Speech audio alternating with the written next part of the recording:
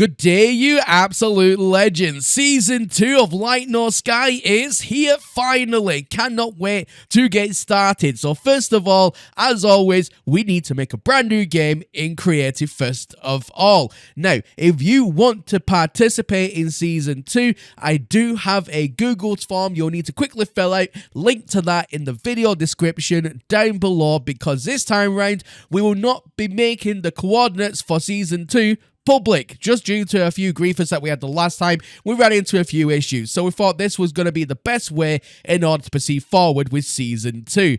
Now, first of all, what we need to do is get up into space, start doing all the tutorialist stuff. So I've started a creative save, so I've already got like quite a good head jump. And what you want to do is continue on until you get onto the anomaly itself. Once you do that, that's when we can do the next phase. And here we go. We have hit the anomaly. The reason we need the anomaly is because when you're here, if you go ahead and you read the rules, I'll have them linked in my Discord down below. You can go ahead and unlock items with the Quicksilver guy, or you can do it just a little bit later on. It's up to yourself. But for now, I'm just going to go and proceed on to the next bit, just to show you what it is that we're going to be doing. So, from here, we want to make our way over to the space station, because this is where you are going to make your character. Now, the reason we are going to make a character this time around is because me, Captain Stephen Ricey, thought it would be a brilliant idea, and to be fair, it was a big requested thing from Season 1 players, that everybody kind of look alike. So, for example, I am obviously the Crayola Kingdom, and for the Crayola Kingdom, we are going to be Gex. Ricey and Captain Steve will be Corvex, or whatever it is that they choose on their side. But for us, we're going to be Gex, and we are going to be Orange Gex. That way then, it's a lot more easier for people to differentiate, especially if, you know, we start PvPing in the wild and we don't accidentally shoot our own teammates. So that way then we can see who's part of who, what faction. So when you go to this stage and you want to join the Crayola Kingdom, which by the way is the very best kingdom to join, I'm just saying, then you want to go ahead and you want to make yourself a Gex. Also, whilst you are here, go ahead and speak to this guy, the cartographer guy, and you want to get some maps. Now, because obviously we're in creative, we can just get them for free, so you don't have to worry about that. And you want to get some planetary charts. Get about 20 or 30 of them. You won't need that many, but just so then you can find the alien glyph portal thing that you'll need, the monolith, and then the portal thing that we'll need later on. But let's make our Gex. Now, first of all, I was, at the time of this recording anyway, I was going to be blue. I was going to let the Gex be blue, but then I changed it later on to orange, so you'll see that. But for now, you can see, make a Gex, and for you guys, make them orange. Another thing, because we are in creative, when you're selecting your title, pick Professor. It's like the third one along, and make sure it says Professor, and then it'll say your name. Again, just something to differentiate the players, so everyone knows you're part of the Crayola Kingdom with Professor. And then, of course, what we need to do is use the charts. The charts will lead you to one of these babies, and you need to make sure you find yourself a monolith. Once you find a monolith, go ahead, answer the correct question, and then go back out of it, go back into it. That will take you over to a portal, which is exactly what you want. So we've got the portal now, and we just need to make our way over there, where we can go ahead and enter the glyphs. Now, of course, I'm not going to show you the glyphs. You'll just have to see me go to the planet, because again, if you want to join, Google form down below, you know what to do. But I'll show you the planet that was picked. So me, Rice, and Captain Steve all went out the other day, and we tried our very best to find a lush planet for this event. Now, we was all searching, and then we all made one submission each within our own private conversation. And this one was picked, and this one was the one that I found. So again, the Crayola Kingdom is obviously the best. So once again, ladies and gentlemen, if you want to join Season 2, I'll have a link to the Google form in the video description down below. And obviously, come and join the Crayola Kingdom, because we're already one up on finding the very best planet. I mean, look at that. We're already ahead in this competition. So you know what to do. Season 2. Click Crayola and come and join me. That's right, the best faction out the other two, between the Empire and the tea drinkers, the 07 Brew Crew. Ugh. So this planet, what does this planet have to offer? Well, not only is it a lush planet, it has flyables this time around, it has butterflies, it has all sorts of weird, wacky, flyable creatures that you can indeed tame and ride on, which is fantastic. Loads of trees, beautiful fauna, clear skies, no weather. There is literally no weather on here, so you don't have to worry about storms or anything else like that. Plus that, sentinels, virtually non-existent. I've been playing already on this planet for a few hours when I was obviously looking at it for the first time, and I never came across a sentinel in that entire time. And I was chopping down trees, I was doing anything I could to try and provoke a sentinel attack, and it never happened. So that's absolutely fantastic. Now, it does have oceans, it has lakes, it has a wonderful, wonderful atmosphere. Really, really happy this time around with this find. It's probably one of the best planets I've personally ever found, ever, in my entire history of playing No Man's Sky. And that's not even a joke. I absolutely love this planet. I'll even be building here after the event's finished. So here we go. I've got a base computer down. And what we've decided to do this time around is everyone build a little bit closer together. So I've turned my get orange now. So I just did that quickly off camera. I put down a base computer off camera as well. And we're 1 hour away exactly from the portal from where we originally came in from. Or the planetary portal, should I say. Now, Captain Steve and Ricey will also be doing the exact same thing. They'll come in through that planetary portal, and then they'll be going 1 hour away in the opposite direction from each other, and obviously from me. So at the very most, we are only 1 hour away from the center of the portal, or 1 hour away from each other, whichever it works out. But either way, it'll all be 1 hour away to the portal itself. So we're not going to be that far away from each other at all this time around. So that's going to make things extra spicy. So, once you've arrived at your faction's location, whether or not you join the 07 Brew Crew, whether or not you join the Empire, or whether or not you join me over in the Crayola Kingdom, once you get your build location and you're in that area, in the region of your faction, place down a base computer. This will be a free build for you because you're still in creative mode at this point. But once you place down that base computer and you claim your territory, that's it. That's as much holding hands you're gonna get, because after that point, you're marooned on this planet, you turn your game to normal, no more creative, no more using your ships, that's it. You are now marooned on the planet like the rest of us. So let's talk about the rules. What is this event all about? Now, I'll have a copy of these rules over on my Discord, and so will Ricey and Captain Steve. So for building rules, for example, only wood and stone structures, no glitching in the free stuff. So that's including wire glitching, that kind of thing. You're only building out of wood and stone materials, so no fancy metal, nothing else like that. It's just literally, we're trying to keep in theme with Light Nor Fire and what they would be building out of, and I don't think they're going to have metal structures in Light Nor Fire, so we're not using that.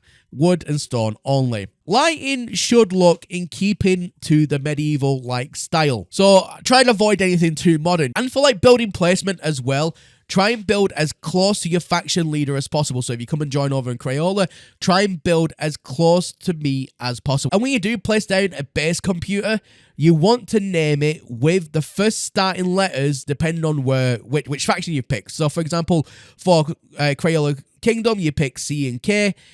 For the Empire, you name it EMP for the Empire, or 07 for the 07 Brew Crew. So make sure you have that in the starting title of your base name, and then you can name your base, obviously, whatever it is that you desire. So, of course, each faction is a race and has a colour. So for me, it's obviously the Gex, and we are going to be in orange. So for example, Captain Steve, he's going to be in red, and he's going to go with the Viking, I believe, and Ricey is going to be in yellow, and they're choosing the Korvax. So when you're making your plays, depending on what faction you choose, make sure you pick the right race and colour to go with your faction. I hope that makes sense. So, what about tech rules? So you're only able to install what you find on the planet.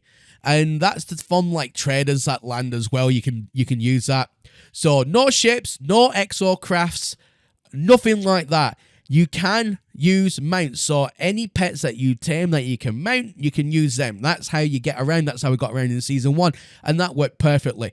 Now, refiners can be used as storage and to refine items. You just need to disguise them and make them like look and keeping in with the theme. Your ship, however, can be used as a portable campsite and additional storage. So even though we're not using our ships for flying, you can call them in if it has enough juice in it and you can use it for a little bit of quick onboard storage. But that's it. You can't just like call it in and then fly off in it, for example. Sharing items. Now, you can give items and pet eggs to other players in your faction that you have found on the planet. If you want to visit the event in your legacy save to give out pet eggs, you can. We just ask that you put yourself in creative mode and have PvP off.